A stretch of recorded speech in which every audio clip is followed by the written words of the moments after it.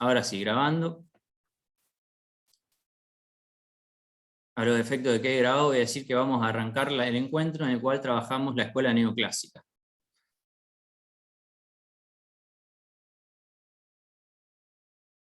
Bien, perfecto.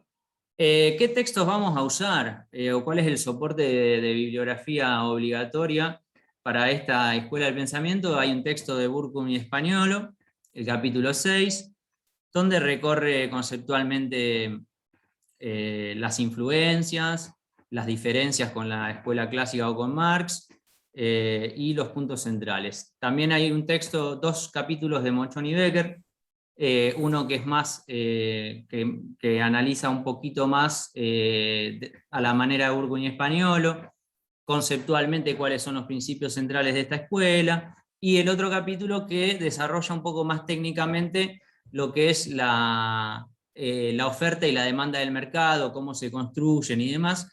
Ese capítulo de la oferta y demanda del mercado es más detallado de lo que habitualmente pretendemos, ¿sí?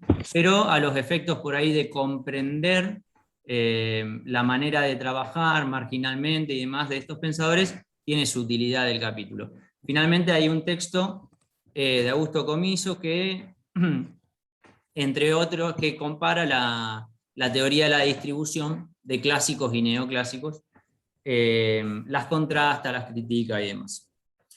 Bien, un poco el contexto. Esta escuela del pensamiento se establece, o la establecen los estudiosos de la historia del pensamiento económico, como que se inicia con los textos que publican medio al simultáneo, lo digo porque en todos lados van a leer lo mismo, al simultáneo 3 pensadores a lo ancho del mundo pensaron más o menos lo mismo, sin trabajar conjuntamente. Un inglés, un austríaco y un francés. Jevons, inglés, Menger, austríaco, y Walras, o Walras, como más les guste, francés. Hacia fines de la década del 70 del siglo XIX. ¿Qué pasaba en el mundo capitalista en ese momento? Ya tenía, vivía, digamos, los albores de una revolución industrial en la cual las transformaciones, no solo en la esfera social, sino también tecnológica, o, por decirlo de otra manera, las transformaciones en las relaciones del mundo del trabajo, había asimilado muy bien grandes innovaciones tecnológicas y el crecimiento de la producción o la riqueza era muy acelerado. Era un capitalismo en el cual estas ideas puras o auspiciosas de Adam Smith, donde el capital privado a través de la competencia, la división del trabajo y demás, planteaba una sociedad en la cual cada capital, buscando su máximo rédito, competía y no tenía la capacidad más que aumentar el bienestar de la sociedad en general. Ya se veía que habían algunas cuestiones de esas que no iban del todo en esa dirección, sino que se estaba viendo que las empresas eran cada vez más grandes, se estaban desarrollando innovaciones en lo que tiene que ver con las instituciones jurídicas, financieras, para que las empresas puedan ser cada vez más grandes y puedan crecer y limitar también la responsabilidad de las mismas. Y por otro lado, es también un momento en el cual están en auge las ideas de los movimientos de los trabajadores, ideas donde se piensa lo que planteaba Marx en términos políticos, ¿no?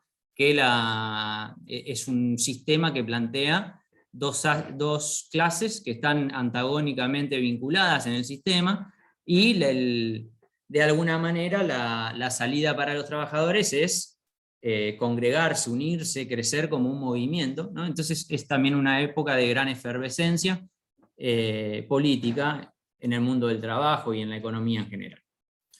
Como grandes influencias de estos pensadores podemos citar a Adam Smith, a Juan Bautista Say, y a Bentham, ahí le falta una N, y a David Ricardo, ¿no? Después ahora vamos a citar un poco de Adam Smith, básicamente esta idea de que es posible que en un mundo en el cual cada uno busca su propio interés, el sistema capitalista logra que esa búsqueda individualista, egoísta, genere el máximo bienestar para la sociedad, ¿no?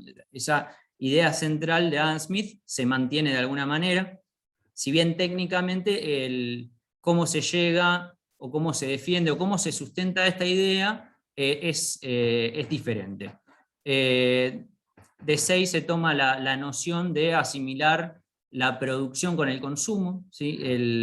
La idea de que el capitalismo es un sistema que de alguna manera cada vez que produce tiene una manera de redistribuir esa creación de riqueza para que se consuma todo lo que se produce, ¿no?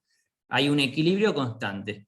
De alguna manera se resuelve, o sea, los neoclásicos van a decir que el mercado obviamente resuelve esa cuestión. Cada vez que se produce algo, se realiza en el mercado. Hay equilibrio siempre en los mercados, no hay una infrautilización de recursos, no hay desempleo, etc. Para bajarlo un poco más a categorías actuales o cotidianas. Y de Bentham toma el concepto de la utilidad, que ahora vamos a ver en detalle, pero el enfoque de que la economía está más vinculada con la percepción o el sentimiento o la búsqueda de placer del ser humano y la búsqueda de no sufrir dolor, malestar, etc., ¿no? Y de David Ricardo finalmente, si bien se diferencia, nosotros de David Ricardo quizás puntualizamos dos temas centrales, que es la teoría objetiva del valor o el valor trabajo, ¿no? Es decir, que la riqueza que produce la sociedad tiene su valor o obtiene el valor por la cantidad de trabajo que se destina para producirla. En este aspecto se diferencian, tienen ahí como una postura diferente, pero de David Ricardo toma parte del desarrollo de lo que es la ley de rendimientos decrecientes de la tierra y la utilizan para explicar un poco el mundo de la producción en el capitalismo. Bueno, y esto lo vimos creo que en la clase de Gustavo García Zanotti. Los neoclásicos de alguna manera arrancan, y si uno lee los textos, por lo menos en el de Jevons está muy claro, en el prefacio arranca diferenciándose fuertemente de la economía política, ¿no? Es decir, de hecho el texto de Jevons se llama La teoría de la economía política. Es decir, como que es la primera vez que se teoriza sobre economía política. Y lo coloca en el título, pero ya en el prefacio dice que en realidad el estudio no debería ser de la política, sino solo de la parte de la economía, y se diferencia de la noción de estudiar relaciones de producción y distribución, y lo define de una manera totalmente diferente. Dice textualmente: el placer y el dolor son indudablemente los objetos últimos del cálculo de la economía. Satisfacer nuestras necesidades al máximo con el mínimo esfuerzo. Procurarnos la mayor cantidad de aquello que es deseable a costa de lo mínimo de lo que es indeseable. En otras palabras, maximizar el placer. Es el problema de la economía, ¿sí? Ya de entrada en esta definición, que no es más que sirve quizás para interpretar cómo cambia el enfoque, utiliza cálculo, maximización, habla de placer, y de alguna manera la producción pasa evidentemente a un segundo plano, ¿no? Los manuales de economía, que cabe decir que la noción de que la economía estudia una manera de producir para satisfacer necesidades y asignar adecuadamente o eficientemente las cosas, se establece, y fue quizás la definición que domina casi todos los manuales de economía. En general se dice que el mainstream de la economía fue ganado por esta escuela, si bien vamos a ver que tanto en hacia mediados del siglo pasado y fines también del siglo, hay fuertes como disputas y que fueron bastante exitosas y críticas a la escuela. De alguna manera, esta definición que está acá, que dice que la estudia economía, la manera más eficiente de asignar recursos o bienes escasos ante las necesidades que son ilimitadas. Eso es lo que define a la economía. No el estudio de relaciones sociales en el ámbito de la producción y en el ámbito de la sociedad en general, de cómo se distribuye, donde hay intereses contrapuestos y demás, eso desaparece y se va a un enfoque en el cual es más abstracto, se piensa una sociedad no como una sociedad dividida en clases o qué vínculos puedan tener, de acuerdo a la propiedad de los factores, sino que se piensa abstractamente una sociedad que se puede interpretar en su totalidad a partir de la modelización o la abstracción de pensar desde una individualidad general, desde un agente económico, dicen ellos, los neoclásicos, que tiene ciertas características. En base a estas características o estos preceptos o supuestos, se interpreta o se piensa cómo se comporta el individuo económico, y de esa manera luego, sumando el comportamiento de todas personas, o en realidad de este modelo de persona, interpretamos por suma o por multiplicación de cantidades qué es lo que pasa en la sociedad globalmente. Eso ya plantea un modo de pensar y de enfocar la economía absolutamente diferente. Y lo lleva a interpretaciones de la realidad muy diferentes, o al menos a una teoría absolutamente diferente. Cuando hablamos de teoría del valor, estos pensadores lo principal, o arrancan quizás sus textos diciendo que los clásicos estaban equivocados al pensar que la riqueza o el valor de las cosas, de lo que se produce de la sociedad, viene del trabajo, ¿no? Sino que en realidad tiene que ver más con la percepción, el valor de las cosas no deviene de la cantidad de trabajo que incluye, sino que deviene del placer, la satisfacción que sienten las personas por consumirlas, ¿sí? Textual, ahí puse una definición textual de Jevons que dice, bueno, la naturaleza, la riqueza y el valor se explican por la consideración de indefinidamente pequeñas cantidades de placer y dolor. Al igual que en la teoría de la estática, se basa en la igualdad de cantidades indefinidamente pequeñas de energía, ¿sí? Es decir, también hay un posicionamiento de que la economía, no la economía política, sino que la economía, economics, lo llaman en inglés, podía ser como las ciencias duras, ¿no? Podía hallar la explicación de los fenómenos sociales de una manera objetiva, ¿sí? Y establecer las relaciones entre los pequeños componentes, las partes de la sociedad y la vinculación entre las mismas, ¿no? Por eso esta idea de el agente económico, que es esta entidad que piensan, que representa al individuo en la sociedad, es como una célula, y la suma de las células en la teoría molecular, ¿no?, construye la física, de alguna manera, la química, ¿sí? De esta manera también, a través de establecer una unidad mínima y pequeña, se puede pensar las relaciones económicas en la sociedad. Bien, y dicen estos pensadores, bueno, hablar de dolor, de placer, es un poco abstracto, vamos a darle un poco más de formalidad a esta propuesta. Entonces van a establecer la categoría de utilidad, que la retoman de Bentham, que es un pensador de principios del siglo XIX, y la definen como la propiedad de cualquier objeto o mercancía por la cual tiende a producir provecho, ventaja, placer, bien o felicidad, o evitar la presencia de daño, dolor, el mal o la infelicidad a la parte cuyo interés se considera, ¿sí? Entonces, para valorar lo que se produce, los bienes y servicios, las mercancías, la riqueza que se produce, se va a empezar a utilizar este concepto de utilidad, ¿sí? ¿Y cómo es la utilidad? Bueno, lo que dicen estos pensadores es que,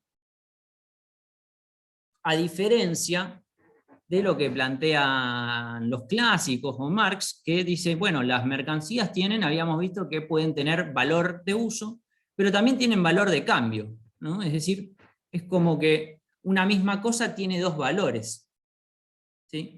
Y habíamos visto, más allá de las diferencias entre los clásicos y Marx, que el valor de uso de una alpargata es porque, bueno, uno la puede utilizar para rodear el pie y tiene una planta que te aísla del piso y entonces da confort para los movimientos y protege el pie, ¿no? Es decir, las características de la mercancía o del bien le dan un valor que se llama valor de uso. Pero por otro lado, en esto coinciden Marx y los clásicos, las mercancías tienen valor de cambio, es decir, el valor al cual se intercambian en la sociedad, y que puede no coincidir, ¿no? Son dos valores que dependen de dos naturalezas diferentes.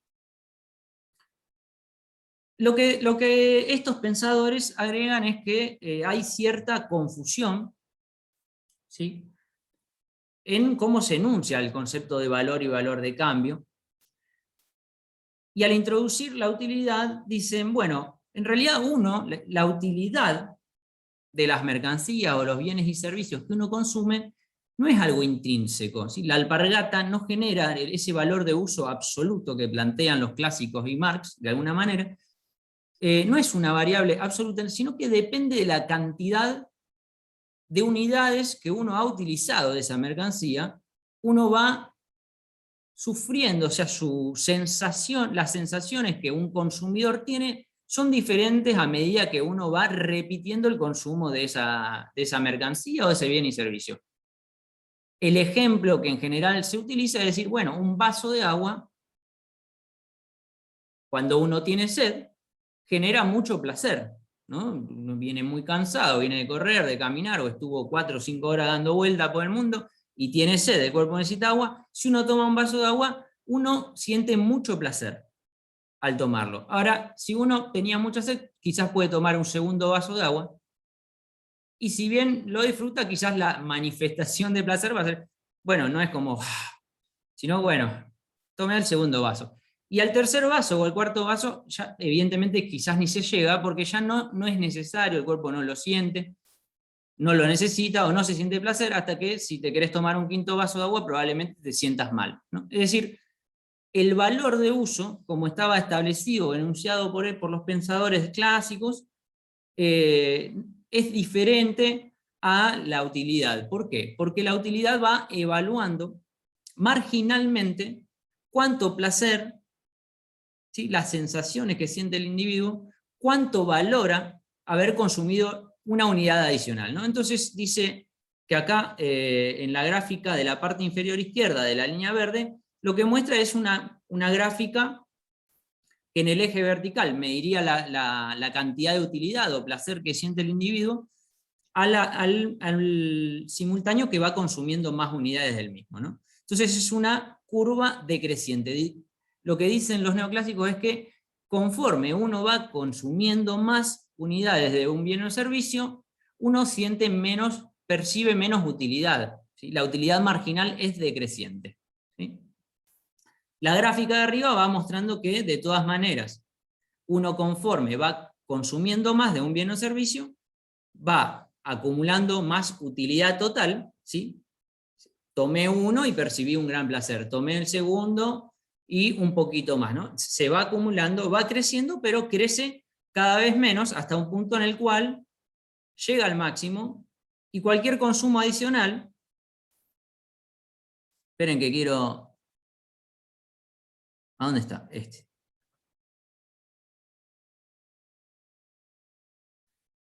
Este punto en el cual la utilidad marginal se hace cero, ¿sí?, la persona deja de sentir placer y empieza a sentir desplacer, por decirlo de una manera, ¿no? Consumir más es perjudicial, ¿sí? Genera un dolor, ¿no? Esta idea de comí demasiado y me hace mal. Entonces, acá hay una gran diferenciación aparece la utilidad, aparece el concepto de analizar conforme uno va consumiendo o demandando más de un producto, la sensación o el bienestar que obtiene es cada vez menor. ¿Sí? Esto es una perspectiva individual, ¿no? Dice, bueno, no es valor de uso, es utilidad marginal. Y no depende de la mercancía en sí, sino que es en relación a la cantidad que el individuo debe consumir, decide consumir. Más allá, no nos interesa a nosotros la batería teórica y matemática y de funciones que ellos desarrollan para esto, pero de alguna manera estos pensadores introducen que el individuo puede valorar y va comparando, como tiene un ingreso restricto, ¿no? Recursos limitados, escasos, como tiene un presupuesto, dicen en general los textos que hablan de esta teoría, como tiene una billetera acotada, los individuos van agarrando y deciden de cada bien o servicio cuánto compran, de manera tal de obtener, con sus recursos limitados, el mayor placer posible, ¿sí? Llegando al desarrollo teórico, o a la conclusión teórica, o en realidad al supuesto teórico de que los seres humanos racionales, o sea, este homus economicus racional, tiene dividido todo su presupuesto, todo su ingreso, de una manera tal de que obtiene por cada peso, o comparando de todos los bienes y servicios que compra, obtiene siempre la misma utilidad. Es decir, no se mueve a consumir nada nuevo porque ya está siempre de la manera perfecta en la cual quiere estar. Con su ingreso total, logra el placer máximo que podría obtener. Esto cada individuo. Es decir, que pensando que cada persona ha decidido entre los bienes y servicios que quiere demandar y obtiene el máximo placer de estos, si eso sucede y el mercado tendría la capacidad de hacer que todos hagan lo mismo, el capitalismo sería un sistema que funciona de esta manera, sería un sistema que logra que la sociedad viva con el mayor placer posible. Bien. Esta es una de las partes constitutivas de la teoría. ¿Sí? El valor de las cosas ya no es una cuestión objetiva que tiene que ver con el estado de las relaciones de producción, ¿sí? Cómo es el trabajo adentro de las fábricas, qué tecnología se utiliza para producir una mercancía, cuánto trabajo entonces se necesitó para construir la maquinaria, la fábrica y demás, y encima cuánto trabajo directo tiene una mercancía o un bien de servicio, que eso sería la teoría clásica o objetiva del valor trabajo. Dice, no, el valor de las cosas deviene de la percepción que tiene la sociedad del placer que siente por consumir una mercancía. ¿Sí? Por eso se dice que es una teoría subjetiva. ¿Por qué? Porque todos podríamos percibir cosas diferentes. ¿Sí?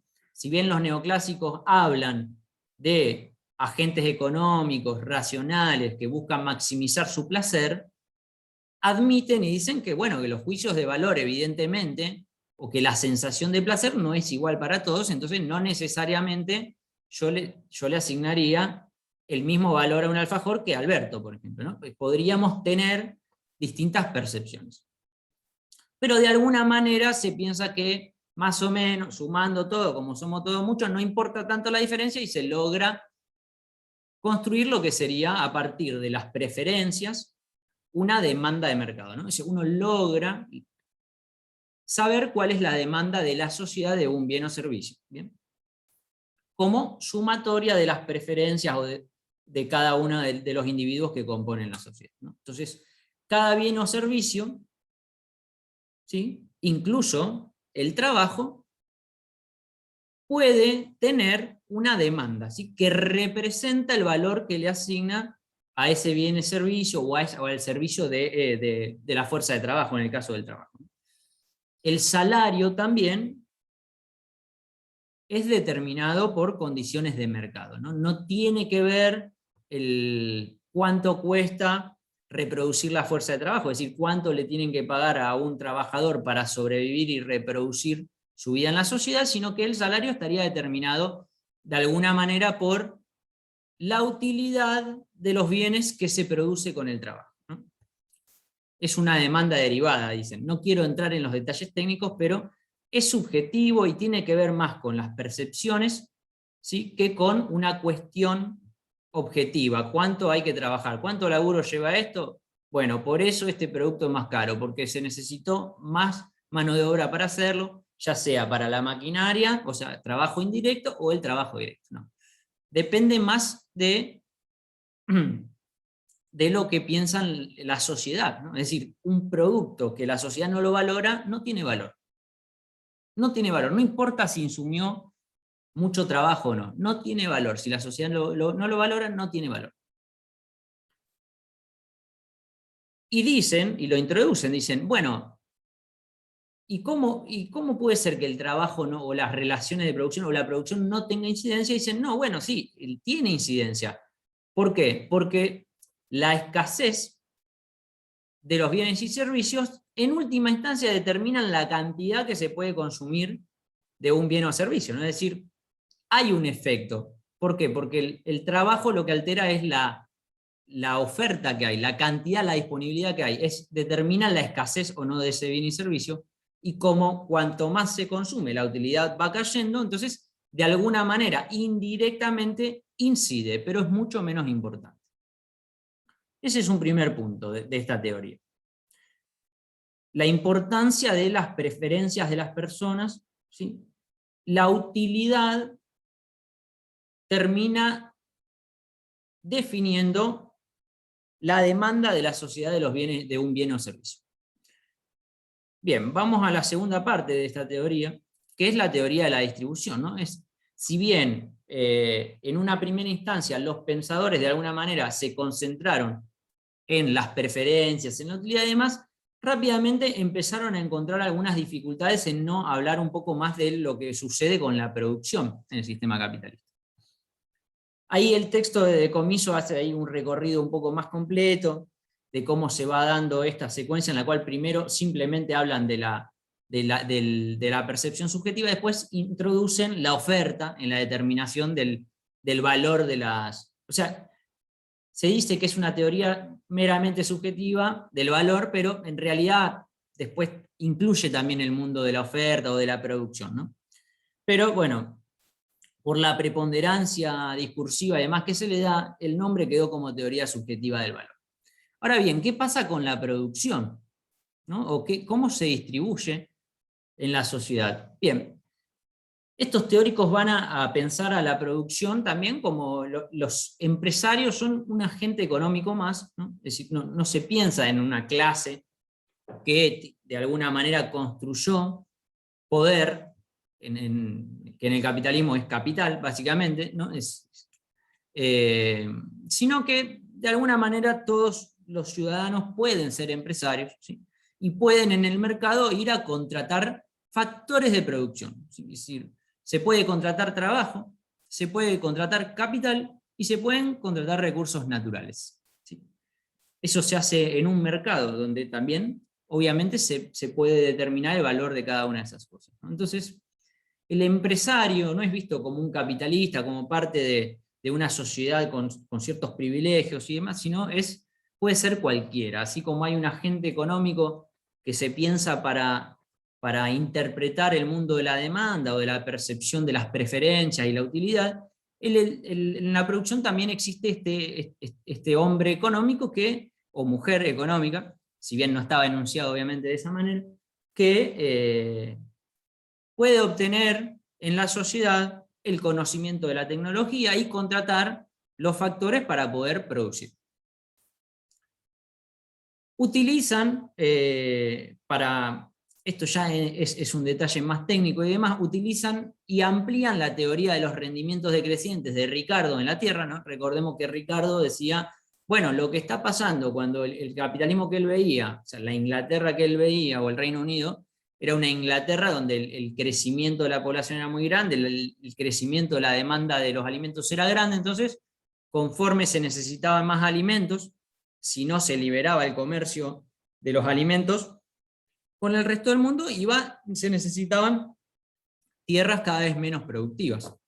Utilizar tierras menos productivas, obviamente, incrementa el costo de poder producir los alimentos, ¿no? Entonces, conforme uno va extendiéndose, utilizando cada vez más tierra, en un momento llegás a tierras que son menos fértiles, que requieren más labranza, que requiere invertir más en insumos, ¿no? Como fertilizantes.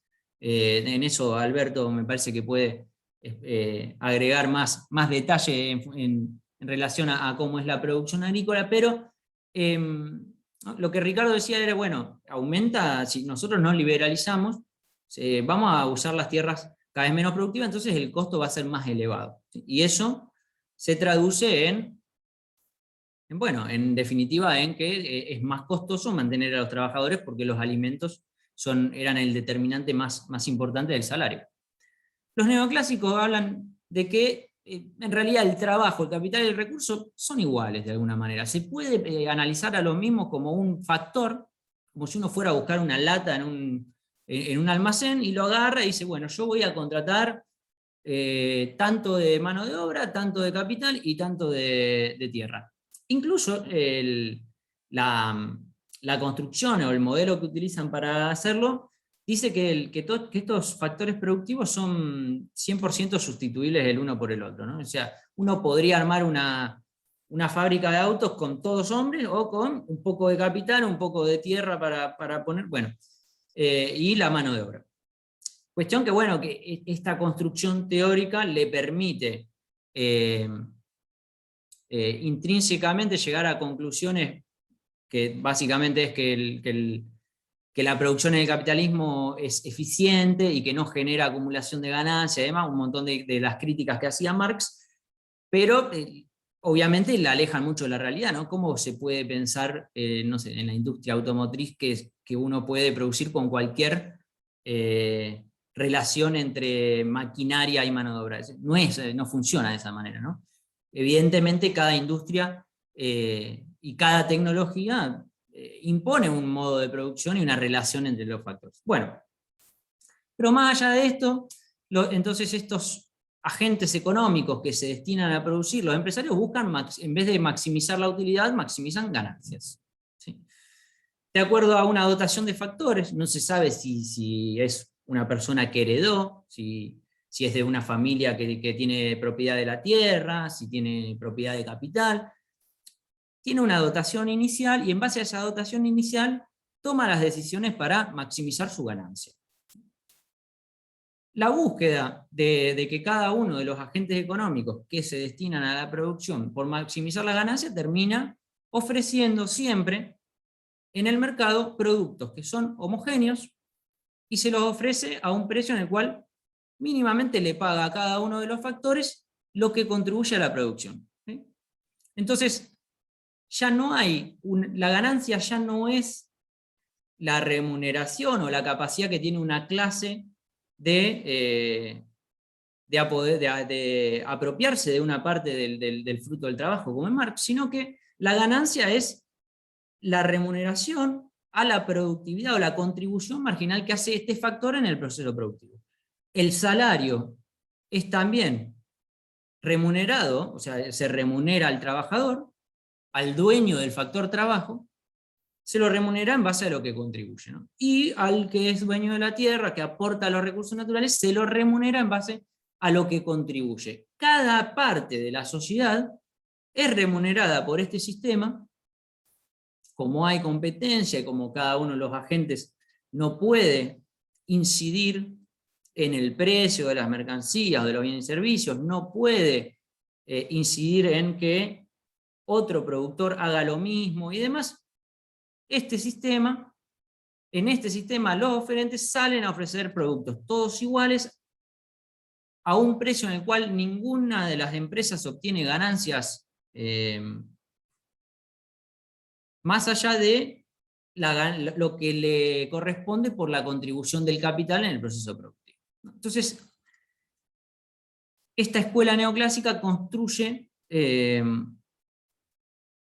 o legitima nuevamente al capitalismo como un modo de organización en el cual no es necesaria la intervención, sino que la mera competencia y la ausencia de posibilidad de los actores económicos de incidir en los mercados lleva a la producción y la distribución de lo que se produce de la manera más justa y maximizando el bienestar de toda la sociedad, ¿no? Porque los empresarios buscan maximizar ganancias y lo logran.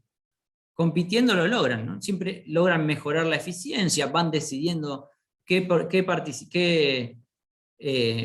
técnica utilizar, cuánto capital construir, de una manera en la cual siempre terminan haciéndolo de la manera más eficiente. Y todos los consumidores, al simultáneo, o sea, el resto de la sociedad, con sus ingresos, van y asignan los mismos en los distintos bienes y servicios, obteniendo la máxima satisfacción que pueden obtener con lo que tienen. Acá presento, para salir un poco de la teoría y contrastar un poco, esta idea de que el capitalismo remunera o distribuye lo que produce de acuerdo a la contribución de cada uno. Este es un gráfico que lo aporta un profe acá de la cátedra, Gustavo García Zanotti, donde se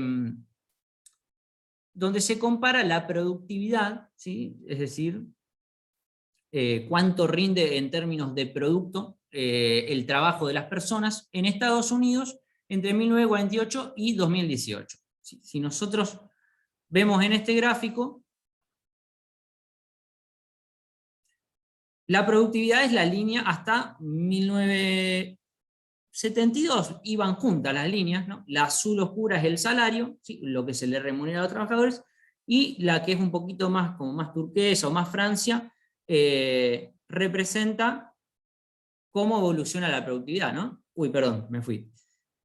Acá se ve que se divorcian, ¿no? A partir de 1978 o a partir de 1974 se ve que el salario aumenta mucho menos que la productividad, ¿no? Es decir que, si bien en términos teóricos ellos pueden llegar a la conclusión de que a cada uno de los factores se le paga de acuerdo a lo que contribuyen, uno ve que en la realidad eso se aleja bastante, ¿no? Son dos líneas que se distancian mucho. Bien. Sigo entonces.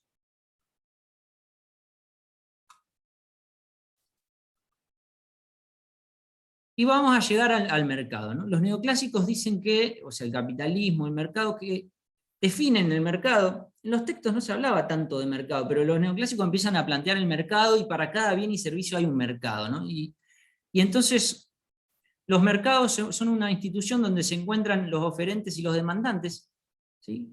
El oferente busca, como dijimos, obtener la máxima ganancia posible, y los consumidores buscan satisfacer sus necesidades de la manera más grande posible, maximizar su utilidad. El mercado, dicen los neoclásicos, siempre logra un equilibrio, ¿no? Determina un precio y una cantidad, en el cual se equilibran las cosas, ¿no? Es decir, no hay nadie que esté produciendo más y que no lo esté realizando en el mercado, y no hay nadie que vaya al mercado con ganas de consumir y que se quede, por decirlo de una manera, con las ganas. Termina consumiendo de acuerdo a la manera en la cual más satisfacción siente, ¿sí? Cada uno de los bienes y servicios, incluso el servicio del factor trabajo, o sea, el salario, se determinan en mercados, ¿no? Hay una demanda y una oferta de trabajo.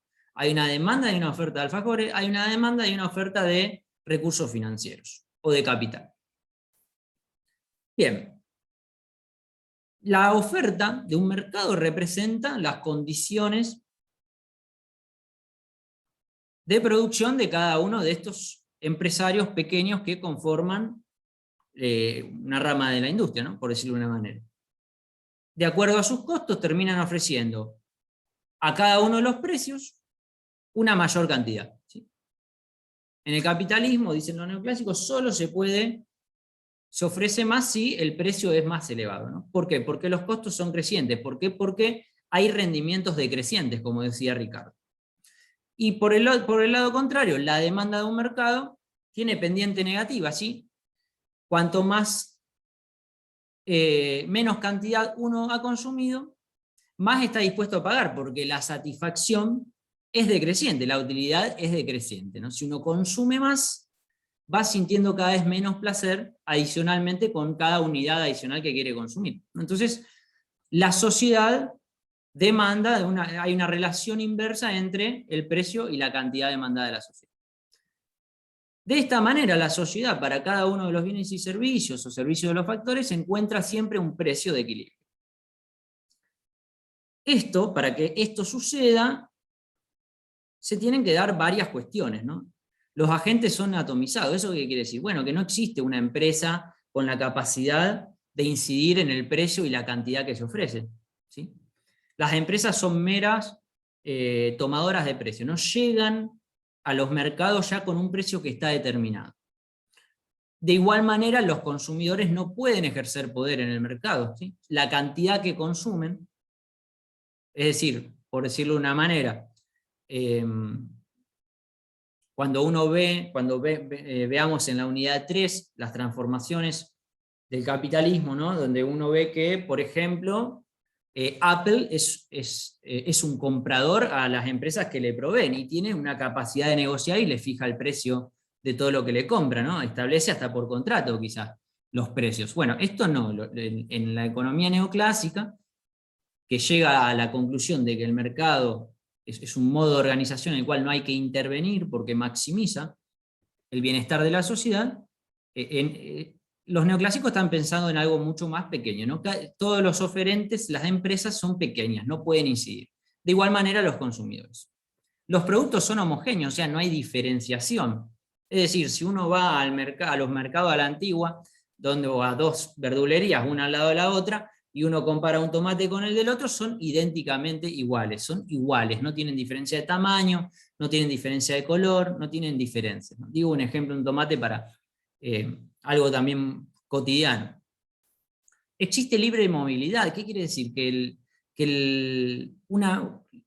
Esto principalmente restringe más la oferta que la demanda, es decir, las empresas no tienen ningún costo por dejar un mercado, así como no tienen ningún costo por ingresar al mismo, ¿no? Es decir, si yo hoy nos juntamos nosotros y queremos armar una empresa de software y competir con Microsoft, no tenemos ninguna barrera, podemos entrar. Simplemente nos tenemos que organizar, vemos cuál es el valor de cada uno de los factores, elegimos la cantidad adecuada, nos informamos de la tecnología y entramos y salimos a competir con Apple o con Microsoft, ¿sí? Libre movilidad. Así como, por ejemplo, una refinería o una empresa que hace una gran inversión para extraer petróleo, por ejemplo, no tiene costos para dejar ese mercado, ¿no? Eso sería que hay libre movilidad. No tiene grandes costos, no altera la decisión, los costos para salir del mercado. Bien, y finalmente información perfecta. ¿Qué quiere decir esto? Que todos los empresarios y todos los consumidores que determinan cada uno de los mercados en el cual se asignan los bienes y servicios, todo el mundo sabe todo lo que hay que saber, ¿sí? En relación a la calidad, al precio, a cuánto dura un bien, ¿no? Perfecto. Ahora finalmente vamos a ver que una de las innovaciones o avances de esta teoría o críticas a esta teoría en la década de 80 habla justamente de esta cuestión, de la información perfecta, de cómo es un supuesto bastante fuerte y que no se cumple en muchos mercados, y que incluso la ausencia de la información perfecta hace que en algunos ámbitos ni siquiera exista un mercado para asignar las cosas. Bien. Y dice, claro, bueno, si el sistema capitalista asigna las cosas de esta manera y maximiza el bienestar tanto de los que quieren producir como de los que consumen, maximiza el bienestar de toda la sociedad de acuerdo a una dotación de recursos que tiene esta sociedad, ¿no? El planeta Tierra tiene tantos árboles, tanta tierra, tanto capital, bueno, lo maximiza. La intervención del Estado en general es malvenida, porque cualquier intervención aleja de ese óptimo de bienestar de la sociedad. Vamos a ver un mercado, nuevamente, la demanda y la oferta determinan, dijimos, un precio y una cantidad de equilibrio que maximiza el bienestar de la sociedad. Ahora, si el Estado, supongamos, quiere establecer un precio máximo del pan, por decir una política que alguna vez ha existido, ¿sí? Quiere intervenir en el Estado, vamos a ver los efectos. Los neoclásicos dicen, ¿cuál es el efecto de un precio máximo? Bueno, dice si nosotros recorremos la línea del precio máximo, vemos que corta la oferta antes que la demanda, ¿sí? Bajando, vemos cuál es la cantidad ofrecida y la cantidad demandada.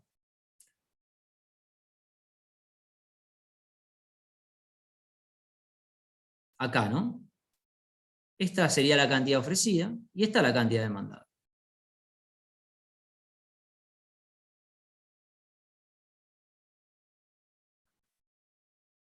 Bien. Entonces el Estado, al establecer un precio máximo, porque tiene la idea de que bajar el precio puede darle más poder adquisitivo a algunos sectores de la sociedad, en la cual estaría bueno que puedan disponer más de recursos para comprar y maximizar su bienestar con otros bienes y servicios, dice lo que termina incidiendo es que la cantidad inicial que el mercado había determinado, que maximizaba a todos, termina siendo inferior, ¿no? Y a ese precio máximo hay gente que quiere consumir una cantidad que no se ofrece en el mercado. Entonces hay una pérdida de bienestar de la sociedad en total, ¿no? Porque hay productores que hubieran podido producir un poco más, ¿no? Y ese producir más, ¿qué es? Y bueno, es pagar contributivamente a los que traen más salario, contributivamente más capital, ¿no? Es generar más valor. Y por otro lado, de repente hay consumidores que quieren consumir y que estarían muy felices de consumir y no pueden, porque el Estado estableció un precio que es más bajo de lo que ofrecerían las empresas que están siempre trabajando, en definitiva, al costo marginal, dicen ellos, ¿no? Es decir, que simplemente le están pagando lo que costó a cada uno de los factores lo que corresponde. Entonces, a un precio inferior a eso, no pueden hacerlo, no se ofrece. Entonces el Estado es visto como la intervención, o sea, que la sociedad, de alguna manera, a través de la política económica, de leyes que establezca, que incida en un mercado, lo único que hace es, de alguna manera, desperdiciar bienestar de la sociedad. Así es que, sencillamente, y un economista neoclásico que establece el principio, que se llamó Pareto, que es... esperen que voy a borrar esto que dejé ahí. Un segundo. Hubo más. Perfecto. Bien. Entonces, en términos del bienestar de la sociedad, o lo que se llamó la economía de bienestar, esta escuela neoclásica lo que establece es el principio de que no se puede regular o intervenir nada si esta intervención al menos perjudica a un individuo, ¿no? Es decir, dice, el principio de Pareto o una mejora de Pareto es cada una asignación inicial de bienes entre un conjunto de individuos o en la sociedad, un cambio hacia una nueva asignación que al menos mejora la situación de un individuo sin hacer que empeore la situación de los demás, se denomina una mejora de Pareto. O lo que sería el principio de una intervención, porque es decir, hay una dotación, evidentemente, siempre hay una dotación, y nosotros estudiamos que en general la economía plantea intereses contrapuestos. Hay intereses contrapuestos, es decir, es imposible mejorar, o sea, a uno y no empeorar a los demás, ¿sí? Eso es imposible. Pero bueno, es el principio neoclásico que por eso se lo critica mucho, porque era de alguna manera una teoría que garantizaba o que avalaba el statu quo, ¿no? Que no pueda haber cambio en la sociedad, ¿no? Esto es como cuando se arranca un juego, es decir, bueno, cada uno tiene sus fichas, no toquemos nada, excepto que todos se queden bien y que haya uno que esté mejor, ¿no? Es como un principio de no intervención. Javier, hago Sí, ahí un comentario porque me parece así como un criterio medio acotado de intervención del Estado, digamos, es fijar precio máximo, es algo acotado, digamos, podría ser otra intervención, no en la demanda, sino en la producción, bajando costos, no poniendo precios máximos, sino precios justos, digamos, con que el margen de rentabilidad sea... esté relacionado con los costos de producción, digamos, serían distintas formas de intervención que no sería solo poner un precio máximo e intervenir el consumo. Eliseo, sí, gracias por la intervención. Digo, no, uno podría hacer con esa gráfica, analizar, pero ante cualquier intervención del Estado, sea subsidiar algún servicio, o que el Estado invierta en infraestructura, o que el Estado garantice, por ejemplo, el derecho a la educación, el derecho a la salud, la incidencia que tiene en la sociedad, teóricamente y por principio, es que siempre genera una inequidad, una pérdida de bienestar, ¿sí? Yo no dije un precio máximo para citar un ejemplo, ¿no? Pero poner impuestos hace perder a la sociedad bienestar. Fijar un precio hace perder a la sociedad. Establecerle a los exportadores, no importa que sean 4 que exportan todas las toneladas de producto, es hacer perder bienestar. Digo, hay como un precepto casi religioso, o sea, hay como una creencia de que no hay que intervenir. El Estado altera algo que funciona muy bien, ¿sí? Por decirlo de una manera. Y construyen, obviamente, una teoría que es muy interesante, o sea, el laburo, de hecho, al estar planteada la teoría matemáticamente, a través de funciones y a través de la modelización, de alguna manera los neoclásicos inauguran una nueva época de la economía política, que la llaman economics, en la cual realmente la producción de teoría además se acelera mucho y de alguna manera la convierte. Y más allá de que uno dice, bueno, como la parte política es súper relevante, cómo no va a ser relevante, y uno encuentra extraño este posicionamiento, de otra manera el trabajo de estos teóricos es muy interesante, ¿no? Y conllevó a que las críticas, obviamente hubo posicionamientos académicos que nunca entran a trabajar con los modelos, con las curvas, con ver cómo son las derivadas, cómo las pérdidas de bienestar y estas cosas más finas, pero gran parte de las críticas que fueron exitosas terminan siendo de grandes teóricos que, como bien vos decías, piensan desde un punto de partida de que de antemano se puede hacer más en la sociedad y que no hay que no intervenir, ¿sí? Y van encontrando y van discutiéndole esto, che, ¿cómo pensás que es lo mismo contratar trabajo que contratar capital? ¿O cómo pensás que existe el factor capital si es todo diferente? Es muy difícil de pensarlo como algo homogéneo. Hay un montón de críticas que se van dando a lo largo del siglo XX principalmente, que van atacando desde, pues, en la misma cancha, en la cancha teórica, desde el modelo matemático de funciones y demás. Pero sí, era una intervención más, ¿eh? No es que...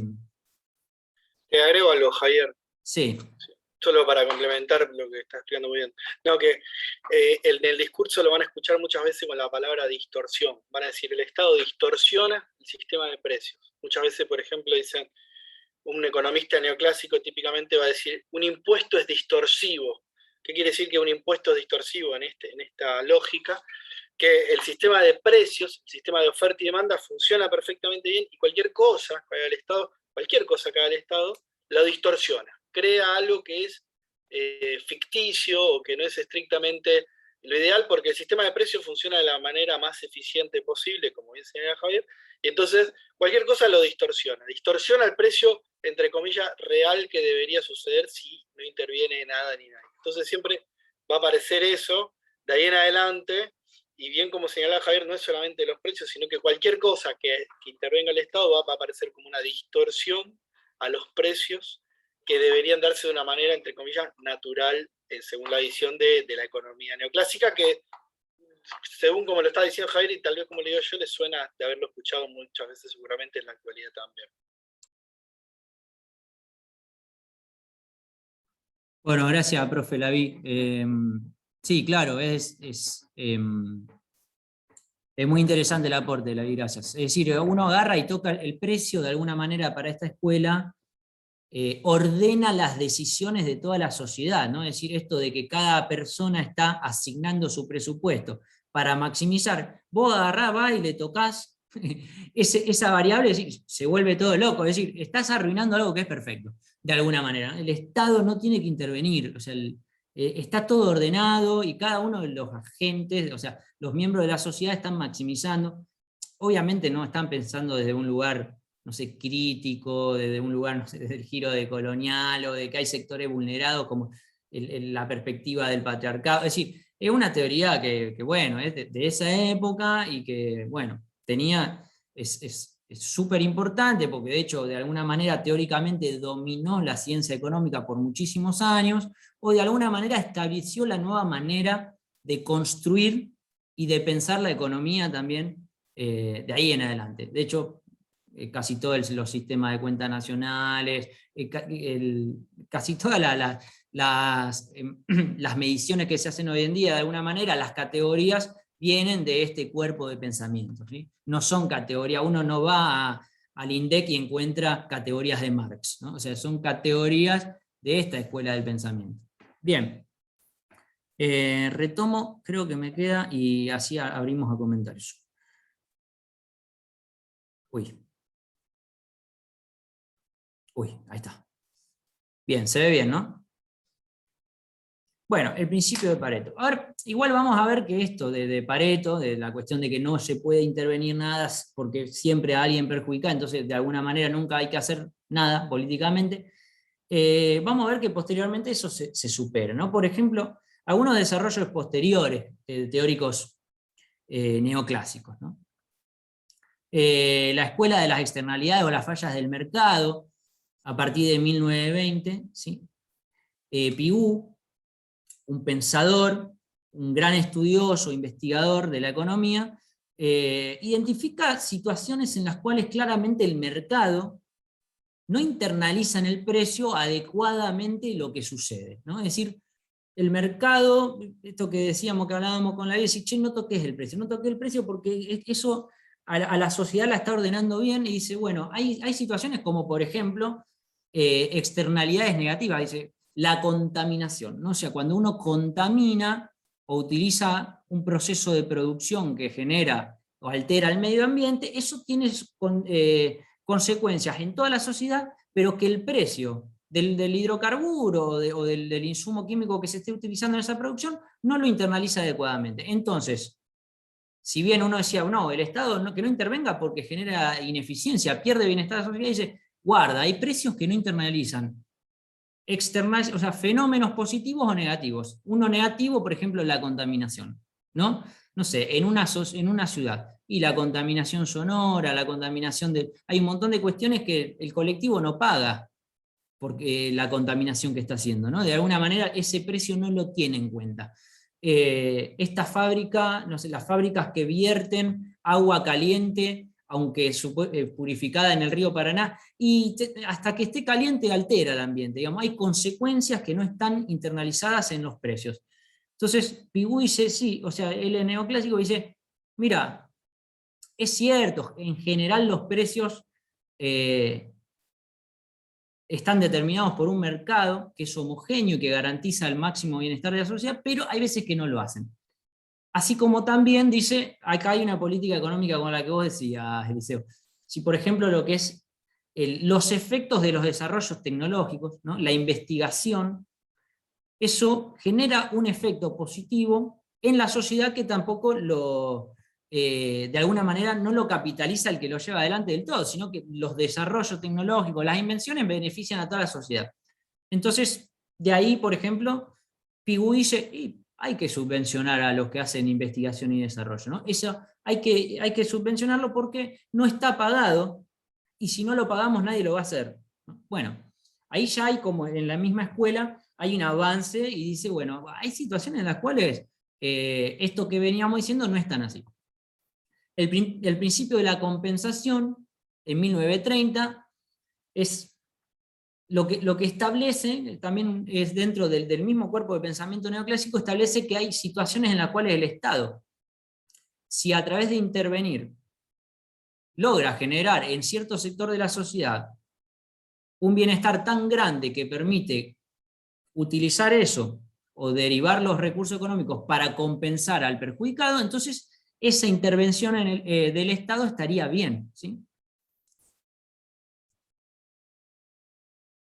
Un ejemplo. Agarramos y intervenimos, no sé, en la economía, no sé, billetera Santa Fe. Bueno, la billetera Santa Fe tiene ciertas incidencias, ¿no? ¿Qué hace? Bueno, el Estado financia, que casi en un porcentaje de un 85%, un reintegro a la sociedad que consume, y los comerciantes tienen que poner un 15% de ese reintegro. Entonces, el beneficio de la sociedad, que es bueno, que consume un montón de la sociedad, todos los consumidores tienen de alguna manera un reintegro de un 30% o un incremento de su poder adquisitivo de un 30%, y bueno, una parte de la sociedad tiene que vender, por decirlo de una manera, con márgenes más bajos. Pero hay una compensación ahí. Se puede compensar, eso se puede llevar adelante.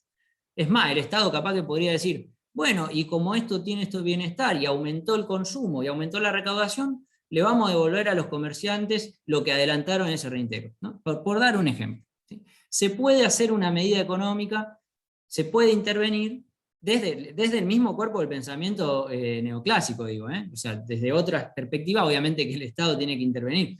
Bien. Después, hacia fines del siglo, por 1980, hay como hay dos perspectivas. Una que es la de la economía de la información, Stiglitz, Akerlof, Spence, que empiezan a pensar también las fallas del mercado en términos de la información. Esto que decíamos, que todos pueden tener información perfecta, ¿sí? Eso, muchas veces que eso no exista, hace que los mercados no funcionen adecuadamente y que haya que intervenir, ¿no? Por ejemplo, en general, todo lo que tiene que ver con el mercado granario, la junta de grano y demás, son todos mecanismos que buscan establecer un precio que si no estuviera esa intervención o ese mecanismo que va sumando las ofertas y las demandas, no se podría establecer un precio, o el precio no sería justo, podría haber mucha inequidad, ¿no? Uno de los teóricos plantea, creo que lo llama el mercado de cacharros, el mercado de los autos usados, ¿no? Es decir, vos cuando vas a comprar un auto usado, no sabés si está bien o está mal, ¿no? No sabés si te quedan 10.000 kilómetros o 200.000 kilómetros para usarlo. Un segundo, Lavi, vos podés hacer una intervención. Tengo que tomar una llamada que puede ser urgente. Sí, decime, Javi. Retoma el tema por favor. Ah, qué difícil. Perdón, ¿estabas en economía de la información? Perdón, Sí, estaba desatento. estaba en eso. Sí, estaba en economía de la información. Bueno, nada, perdón, estaba un poco desatento. Perdón, está bien, Lavi, perdóname. Si no, sigo. Bueno, perdón, disculpen. No, estoy bien. Bien. Por no estar tan atento. Entonces, la economía neoclásica, o sea, son pensadores neoclásicos, pero establecen e identifican también otros motivos por los cuales los mercados no pueden funcionar o no funcionan perfectamente y es necesario, ¿no? Bueno, el mercado de cacharro de los autos usados, también esta cuestión de, bueno, ¿cuál es el precio justo por algo que vos no sabés si va a funcionar o no? De alguna manera, cuando uno compra, no sé, un artículo, un electrodoméstico también, el hecho de que establezcan, por ejemplo, garantía, que garanticen por un tiempo su funcionamiento y demás, son como medidas comerciales o de las empresas para completar esa información imperfecta y que de alguna manera se pueda desarrollar el intercambio de esos bienes y servicios que en ausencia de eso no se podría hacer, ¿no? Y finalmente la escuela de las expectativas racionales, Lucas es uno de sus representantes que en contraposición de lo que plantean Pigou, o el principio de la compensación, o el de la economía de la información, van por más. Es como que es una nueva avanzada en términos del libre mercado, ¿no? Plantean que, de alguna manera, los agentes económicos no solo tienen como una percepción de sus preferencias y se los lleva a maximizar su placer, sino que en realidad, si bien hay problemas en la información de los mercados, externalidades, los agentes económicos tienen expectativas racionales, ¿no? ¿Y qué es eso qué es? Que son como, las personas tienen la inteligencia para nutrirse de la información y siempre de una manera u otra terminan tomando la mejor decisión. Entonces, de nuevo, no es necesario que la sociedad, o sea, que el Estado intervenga en los mercados porque de una manera u otra siempre la persona o las empresas, los agentes económicos, se nutren de todo lo que tienen a disposición para tomar siempre la mejor decisión. Es decir, el mercado sigue funcionando mejor que la intervención. A esa se le llamó la escuela de las expectativas racionales. Bien, sintetizando, 3 puntos. Es una escuela que discute la teoría del valor, ¿sí? Discute que lo importante sea el trabajo, le quita centralidad a los trabajadores en la riqueza de las naciones, ¿no? en la producción, en la sociedad. Fija una nueva manera, si bien con los clásicos se entienden muy bien en términos de que el capitalismo es un sistema que mejora a la mayoría, por otro lado, sucede que, bueno, es la no intervención, en eso están emparentados, pero bueno, y también establece una nueva manera de entender a la economía, de estudiarla, de estudiar la realidad, muy diferente, y que bueno, que por eso fue tan relevante y perduró tanto tiempo en la sociedad. Bueno, abro a diálogos, aportes y demás.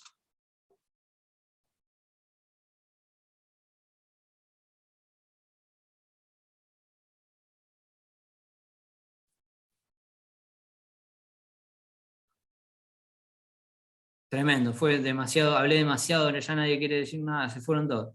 Perdón, esta sensación es fea. No, estuvo muy bien, Javi.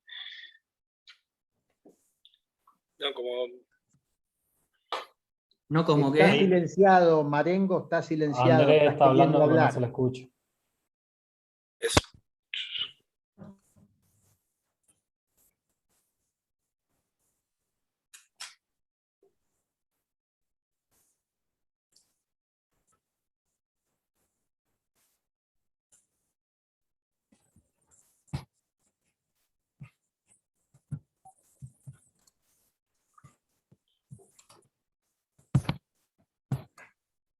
Bueno, aprovecho para decir algo más. Sí, pregunta ahí Andrés sobre el principio de Pareto, si podrías explicarlo nuevamente. Sí, la verdad que como implica como un desarrollo de bastantes cosas que no profundicé, pero sencillamente Pareto lo que plantea es que de alguna manera la sociedad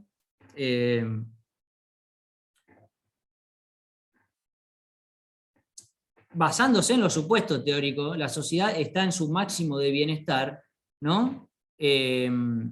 Cómo los mercados se vacían, maximizando la utilidad de los consumidores, y también, de alguna manera, los empresarios están maximizando su placer al maximizar las ganancias, y el funcionamiento del mercado garantiza incluso que los empresarios no obtengan lo que llaman ganancias extraordinarias, sino que simplemente a cada uno en la sociedad se le paga por lo que contribuye, ¿no? Es una suerte como de hermandad, ¿no? Donde están todos perfectamente considerados, no hay excluidos, no hay nada.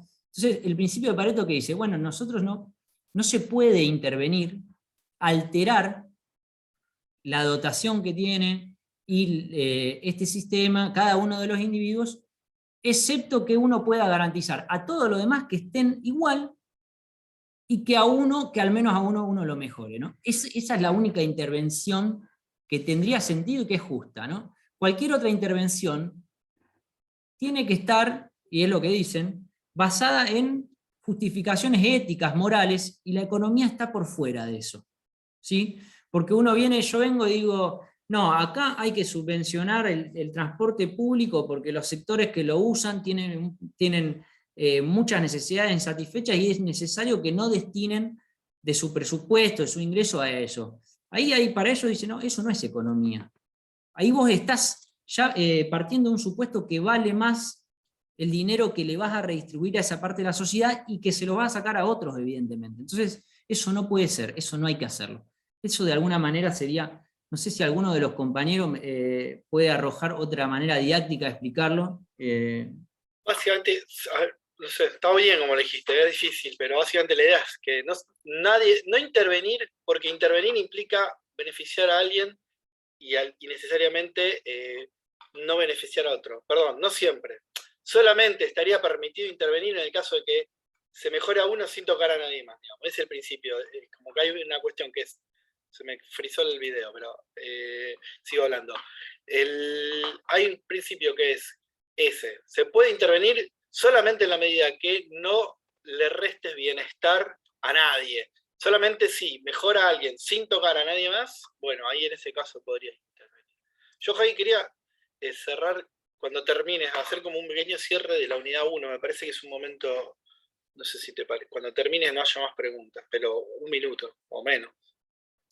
Sí, dale, adelante, te paso la batuta totalmente. En todo caso te interrumpirán si alguno quiere decir algo más, no hay problema. No, simplemente tomar esta clase y cerrar el hilo que venimos trazando desde las primeras, en donde vimos el pensamiento de los fisiócratas y los mercantilistas, después vimos el pensamiento de los clásicos, después vimos el pensamiento de Marx, hoy vimos el pensamiento neoclásico. Y cada una de estas visiones no son armónicas, no conviven entre sí en total armonía, sino que son contrapuestas y están peleadas, disputadas en muchos de sus aspectos. Hoy hablaba, por ejemplo, Javier, sobre cómo la teoría del valor, por qué valen las cosas, para los neoclásicos está relacionada con lo subjetivo, con el deseo, con la utilidad, con lo de las personas, mientras que para los clásicos, para los economistas anteriores y para Marx también, el valor de las cosas no tiene que ver con la persona, sino con la cosa, digamos, de ahí el materialismo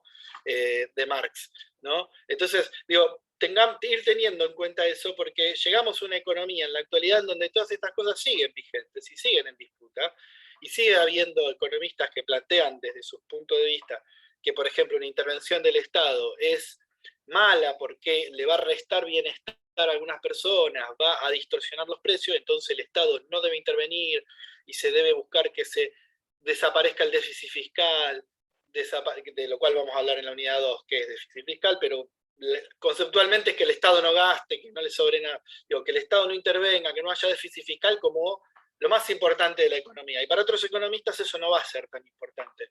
Y no porque sea o no sea importante, no vamos a dar nosotros el juicio de valor si eso no es importante, sino pero para que tengan presente que todo esto se basa en visiones económicas que son diferentes y que siguen en disputa. Bueno, entonces, para cerrar un poco la unidad, eso, hay visiones en disputa, y sobre 3 o 4 puntos centrales ir prestando atención. Sobre el por qué valen las cosas, esta cuestión de la teoría del valor, sobre la distribución del ingreso, en función de qué se distribuye lo producido a nivel nacional. ¿Es en las personas? ¿Es según su clase social, como dirían los clásicos? Digo, no es lo mismo. ¿El Estado tiene que intervenir o no tiene que intervenir? Bueno, para algunos sí, para otros no. Este tipo de aspectos clave los vamos a ver y van a aparecer obviamente a lo largo de la materia, pero por eso le dimos tanta importancia en esta unidad 1 a estas visiones alternativas, porque no es que alguna esté bien o alguna esté mal, no estamos tratando de hacer ese juicio de valor, ni una bajada de línea, ni nada de eso, sino por el contrario, tratando de mostrar una amplitud y una pluralidad de perspectivas en la economía, que es, como decíamos siempre, una ciencia social, y como tal es una ciencia que no es que está en un grado de perfección y lo que se sabe en la actualidad es lo mejor que hay, no es que llegamos a lo que hay ahora es lo mejor, sino que siempre está discutiéndose. Y estas cosas siguen abiertas y siguen discutiéndose. Entonces, bueno, me parece que eso para cerrar un poco todas las clases que venimos viendo de esta unidad 1. Me parecía, bueno, nada, no más que eso, Javier. Bien, bárbaro, un breve complemento, gracias por la síntesis. Queda un pensador que lo vamos a ver, que lo van a ver conmigo, excepto que haya una alteración de lo planificado, que es Keynes, que hablando de intervención de Estado quizás fue el pensador que más teoría le dio a esa cuestión. La vamos a ver una vez transcurridos algunos encuentros de la unidad 2, porque en la unidad 2 vamos a introducir algunas categorías que son bastante útiles para poder estudiarlo y comprenderlo. Por eso es como que queda un pensador que queda un poco, parece colgado, pero realmente resulta más provechoso poder verlo después de de desarrollar alguna de las categorías de las cuentas nacionales y demás. Bueno, dicho esto, abierto el micrófono a todos o abierto a que nos despidamos también hasta el día lunes, que arranca la unidad 2, va a estar el profe Hugo desarrollando un poco el comienzo de la unidad 2.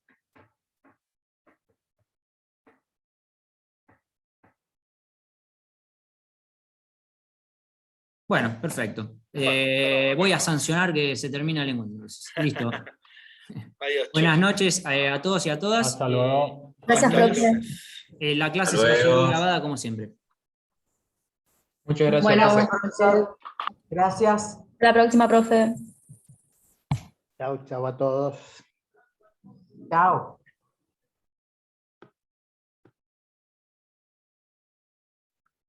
Chau, nos vemos. Nos vemos. Muy buena, che. Pero, buena clase, Javi. Excelente. Gracias. Nos vemos. Nos vemos.